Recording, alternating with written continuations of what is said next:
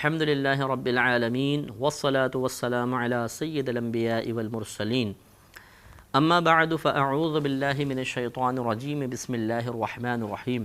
الحمدللہ سورہ ہود کی تفسیر چل رہی تھی اور تقریباً 9 آیات کی تفسیر مکمل ہو چکی تھی، لیکن 9ویں آیت کی ہمیں تلاوت کی تھی، تفسیر مختصر سی ہوئی تھی جو انشاءاللہ بھی ہم دوبارہ اس کو کرتے ہیں۔ اللہ تعالیٰ نے اس میں آیت میں ارشاد فرمایا وَلَئِنْ أَذَقْنَا الْإِنسَانَ مِنَّا رَحْمَةً، اور اگر ہم انسان کو اپنی طرف سے کوئی رحمت چکھائیں، یعنی کوئی نعمت عطا فرمائیں، کوئی بھلائی دیں، ثُمَّ نَزَعْنَاهَا مِنْهُ، پھر ہم اس شخص سے اس نعمت کو چھین لیں، إِنَّهُ لَيَئُوسٌ كَفُورٌ، تو اس وقت وہ شخص بڑا ہی ناشکرا اور نا امید اور ناشکرا ہو جاتا ہے۔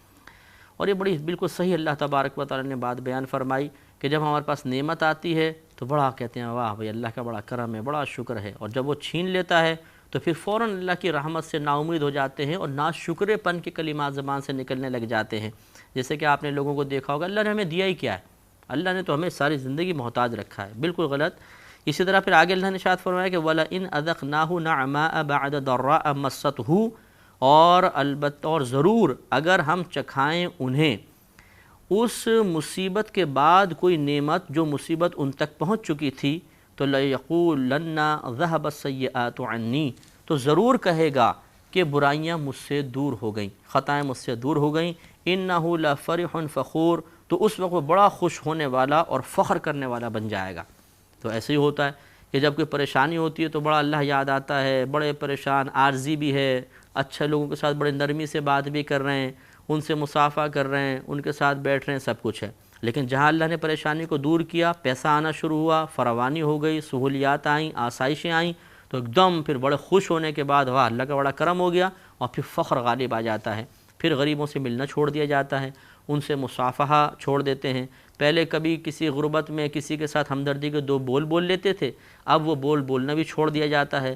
غریب رشتہ دار، غریب محلے میں رہنے والے، ان سے ملنا جلنا چھوڑ دیتے ہیں۔ اپنے جیسے اسٹینڈرڈ کے لوگوں کو شادی بیاہ سالگرہ وغیرہ میں بلایا جاتا ہے، غرباء کو نظر انداز کر دیا جاتا ہے۔ یہ کیفیات اللہ نے بالکل وہ بیان فرمائی ہیں جو آج کے دور میں واقعی ہم پر وارد ہو رہی ہیں اور ہمیشہ ہوتی ہی رہی ہیں۔ تو اب اس پہ توجہ کرنی چاہیے کہ یہ کوئی اللہ تبارک و تعالیٰ نے صرف ایک خبر دینا مقصود نہیں ہے، بلکہ یہاں پر ایک کیفیت کی، ایک حالت کی، ایک اختیاری حالت کی مذمت کرنا مقصود ہے کہ اگر ہم کسی بندے کو بھلائی عطا فرمائیں، نعمت عطا فرمائیں، پھر اس سے وہ نعمت چھین لیں، تو اگر وہ ہماری رحمت سے مایوس ہو جائے، ہماری ذات سے مایوس ہو جائے اور ناشکرے پن میں مبتلا ہو جائے تو بہت برا۔ اور اسی طرح اگر ہم اس کو کوئی مصیبت کے بعد نعمت عطا فرمائیں تو وہ خوش ہونے کے بعد فخر اور بڑائیاں جتانے لگ جائے، یہ بھی برا۔ تو یہ کیوں بیان کیا؟ اس لیے کہ ہم اپنا محاسبہ کر سکیں، ہم توجہ کر سکیں، اپنے بارے میں غور و تفکر کر سکیں۔ میں نے بارہا آپ کی خدمت میں عرض کیا کہ قرآن کے مقاصد میں سے یہ نہیں ہے، فقط یہ نہیں ہے کہ ہم عبارت پڑھیں اور چھوڑ دیں، بلکہ قرآن کا مقصد تو یہ ہے کہ عربی عبارت پڑھو، ثواب ملے گا، ترجمہ کرو تاکہ سمجھ میں آئے اللہ تعالیٰ کیا کہہ رہا ہے، پھر آپ تفسیر پڑھیں تاکہ مقصود الہی متعین کرنے میں آسانی ہو، پھر اپنا محاسبہ شروع کریں کہ جو اللہ تعالیٰ بیان فرما رہا ہے اچھی صفت ہے تو میری ذات میں ہے کہ نہیں، بری صفت ہے تو ہے کہ نہیں، یہ غور کرنا ہوگا۔ اس کے بعد پھر عمل، جہاں کوتاہی نظر آئے کوتاہی کو دور کریں، جہاں اللہ تبارک و تعالیٰ کی کسی نعمت کے حصول کا ثبوت مل جائے تو شکر ادا کریں۔ یہ بھی مقام محاسبہ ہے۔ میں اور آپ غور کرتے ہیں کہ کیا ہمارے ساتھ ایسا تو نہیں ہوتا کہ جب اللہ تعالیٰ کوئی نعمت ہم سے چھین لیتا ہے تو زبان پہ کلمات شکوہ و شکایت جاری ہو جاتے ہیں؟ اگر ایسا ہے تو ہم ایک برے بندے ہیں۔ کہیں ایسا تو نہیں ہوتا کہ اگر کوئی اللہ تعالیٰ نعمت چھین لے تو فوراً اس سے نا امید ہو جاتے ہیں؟ اگر ایسا ہے تو ہمارے اندر ایک بری صفت موجود ہے، ہمیں اسے نکالنا چاہیے۔ یہ ہمارے نبی کریم صلی اللہ علیہ وسلم کا فرمان ہے کہ اگر تم اپنے پاس اللہ تعالیٰ کی موجودہ نعمتوں پر غور کرو گے تو کبھی ناشکرے پن میں مبتلا نہیں ہوگے۔ اور ایک روایت میں ارشاد فرمایا کہ دنیاوی معاملات میں ہمیشہ اپنے سے نیچے والے کو دیکھو، اگر تم ایسا کرو گے تو کبھی بھی اللہ تعالیٰ کی کسی نعمت کا شکوہ نہیں کرو گے۔ یہ مضامین ہیں، مفاہیم ہیں جو احادیث سے اخذ ہوتے ہیں، اور یہ بالکل صحیح بات ہے۔ آدمی کسی نعمت کی کمی کا شکوہ، اس کی شکایت اور اس پر زبان اعتراض اسی وقت دراز کرتا ہے جب وہ ان نعمتوں کو فراموش کر دیتا ہے جو بلا مانگے اللہ نے ان کو عطا فرمائی۔ آج آپ نوجوان لڑکوں کو دیکھیے، نوجوان بہنوں کو دیکھیے، یہ اس طرح کی شکایتیں کرتے ہوئے نظر آئیں گے، یہ ہمیں پتہ نہیں کیسا ہیئر اسٹائل دے دیا، بال بند کے نہیں دیتے، فلاں کے بال دیکھو کتنے خوبصورت ہیں، مجھے گورا رنگ نہیں دیا، کالا رنگ دے دیا، میری ناک لمبی کیوں بنا دی، چھوٹی کیوں بنائی، آنکھیں چھوٹی کیوں ہیں، بڑی کیوں نہیں کر دی، دانت آگے کو کیوں نکلے ہوئے ہیں، پیچھے کو کیوں نہیں کر دیا، گردن لمبی کیوں نہیں کی، چھوٹی سی کیوں بنا دی، مجھے خوبصورت بدن کیوں نہیں دیا، ایسا کمزور کیوں دیا، مجھے بیماری کا مجموعہ کیوں بنا دیا، میری انگلیاں خوبصورت کیوں نہیں بنائی، ناخن اتنے گندے کیوں ہیں۔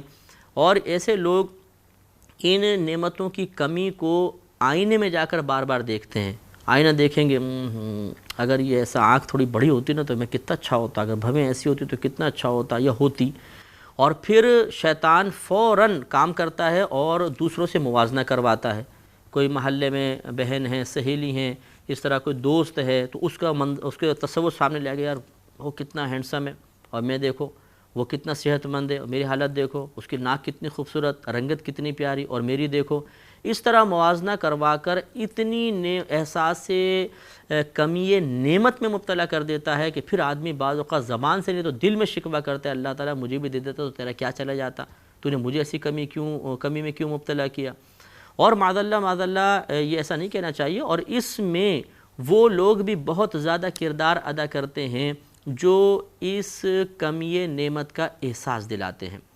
میں نے بھی کالج لائف دیکھی ہے، یونیورسٹی لائف دیکھی ہے، تو اس میں عموماً یہ کالج میں اور یونیورسٹی وغیرہ میں اور عام دوستوں میں ایسا ہوتا ہے۔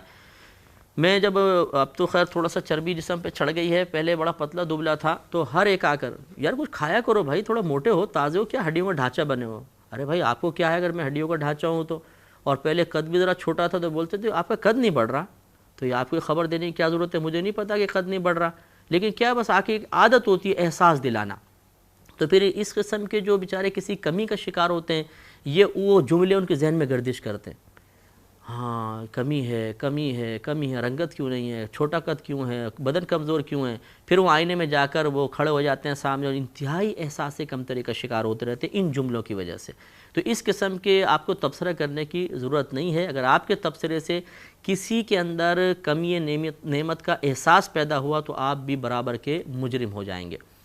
اور اسی طرح بعض اوقات ہوتا ہے کہ کسی ایک کو ٹارگٹ بنا کر بیچارے کے ساتھ مذاق کیا جاتا ہے۔ کوئی چھوٹے قد کا ہے تو ہاں بھائی چھوٹو کیا حال ہے، اور سب ہنسیں گے اس کے اوپر، اس کی آنکھوں کا مذاق، ہاتھوں کا، رنگت کا مذاق۔ بہنوں میں بھی یہ چیز ہوتی ہیں، کالج کے اندر خصوصاً خواتین کسی ایک کو گھیر کے اور اس کے سہیلی کا مذاق اڑا رہی ہیں۔ یہ میں نے اخبار میں خبر پڑھی تھی کہ ایک طالبہ تھی جو ذرا بھاری تھیں، موٹے بدن کی تھیں، تو لڑکیاں ان کا بہت زیادہ مذاق کرتی تھیں، موٹی کہتی ہوں گی، تو اس نے ان کے تانوں سے تنگ آ کر خودکشی کر لی تھی۔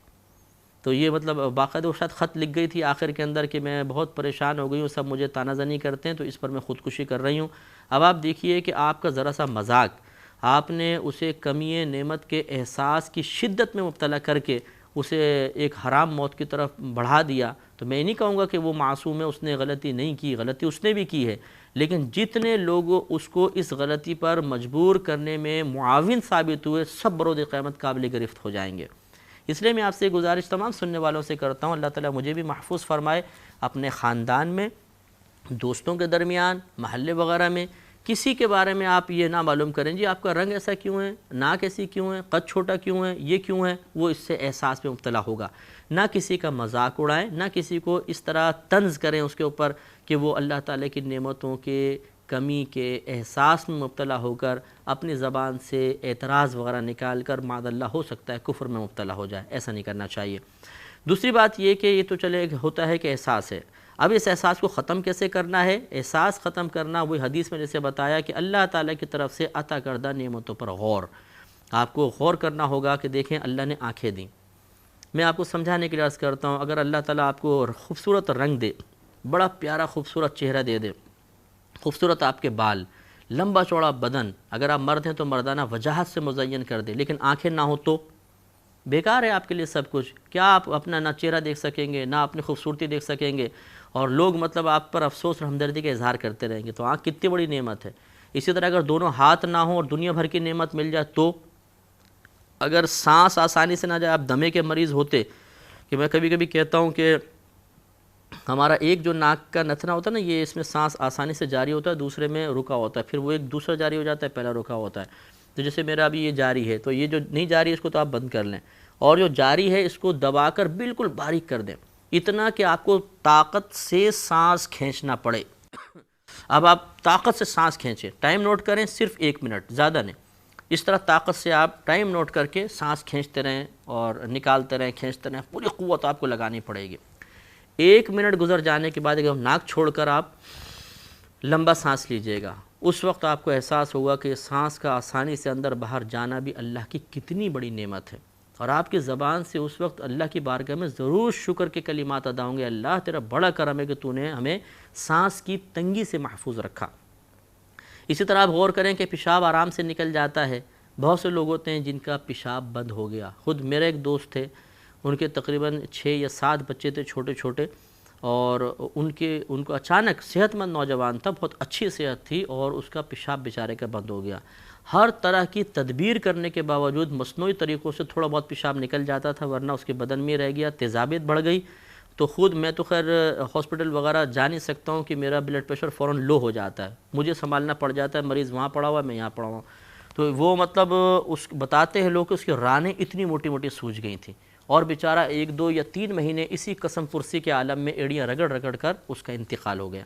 تو بعضوں کو اس طرح پیشاب بند ہو جاتے ہیں. تو اللہ تعالیٰ نے اگر آپ کو پیشاب آسانی سے نکلنے کی سہولت عطا فرمائی تو اس کا کتنا بڑا کرم ہے، بہت ہی بڑا کرم ہے. تو اس طرح جسمانی نعمتوں پہ جب آپ غور کریں جو اللہ نے عطا فرمائی، پھر آپ کو آزادی عطا فرمائی. آپ غور کریں ایسے ملک جہاں پر لوگ مقید ہیں، جہاں آزادی سے کوئی کام نہیں کر سکتے، ہر وقت موت کا خوف منڈلاتا رہتا ہے. یہ کتنا بڑا خوف ہے. اللہ نے آپ کو بے نیاز کیا ہے، آپ آرام سے اپنے ملک میں رہ رہے ہیں اور آسانی و سہولت کے ساتھ رہ رہے ہیں. یہ کیا اللہ کی نعمت نہیں ہے؟ تو اس طرح جب ہم غور کرنا شروع کریں گے تو پھر ہمیں احساس ہوگا کہ اگر ایک آدھ نعمت نہیں بھی دی تو کیا ہوا. میں سمجھانے کے لیے عرض کرتا ہوں، بہت ہی اچھا پوائنٹ ہے، ذرا سمجھیے گا. آپ نے آپ کی فیکٹری ہے، آپ نے ایک نوکر کو، اپنا ایک سپروائزر تھا مثلا، اسے ایک بہترین بنگلہ لے کر دیا، ایک کار لے کر دی، اس کی ایک خوبصورت عورت سے شادی بھی کروا دی، ٹوٹل فرنشڈ آپ نے اس کو بنگلہ دیا ہے، ایئر کنڈیشن بھی لگا ہوا ہے، اور اس کو petrol free, medical allowance free, سب کچھ دے دیا. اب اور ہر طرح کی نعمت، اور 50,000 روپے مہینہ اس کی تنخواہ ہے. ایک دن آپ نے سنا وہ کسی سے کہہ رہا تھا کہ میرا مالک بڑا کنجوس ہے، بہت ہی عجیب غریب بخیل آدمی ہے، دیکھو مجھے ایک مالی بھی نہیں دیا، گارڈن ہے، گارڈن کے اندر میں خود کام کروں گا، کم از کم مالی تو دینا چاہیے تھا. دیانتداری سے بتائیے کہ آپ کی کیا کیفیت ہوگی. آپ کو غصہ آئے گا، آپ کو صدمہ ہوگا، آپ کا دل بے قرار ہوگا، اور آپ اس سے شاید اس کو فوراً بلا کر کہیں گے ناشکر انسان، تجھے کیا کیا نعمتیں دی. آج کل کون ایسی نعمتیں دیتا ہے؟ ایک مالی نہیں دیا تو اس کا تو شکوہ کر رہا ہے. سمجھ جائیے اللہ تعالیٰ نے جتنی نعمتیں عطا فرمائی ان کو تو ہم نہ دیکھیں، اور جو نعمت نہیں دی اس کا شکوہ کریں کہ اللہ تعالیٰ تو نے ہمیں دیا ہی کیا ہے، اور اس پہ یہ کہے کہ دیا ہی کیا ہے. کتنی بڑی بے مروتی کی بات ہے. تو جو بات آپ اپنے لیے پسند نہیں کر رہے وہ اپنے رب کے لیے کیسے پسند کر رہے ہیں، اس پر ہم توجہ کریں گے تو انشاءاللہ عز و جل اللہ کی رحمت سے امید ہے کہ پھر شیطان ہماری زبان پر شکوہ، شکایت اور کلمات اعتراض کبھی جاری نہیں کروا سکتا.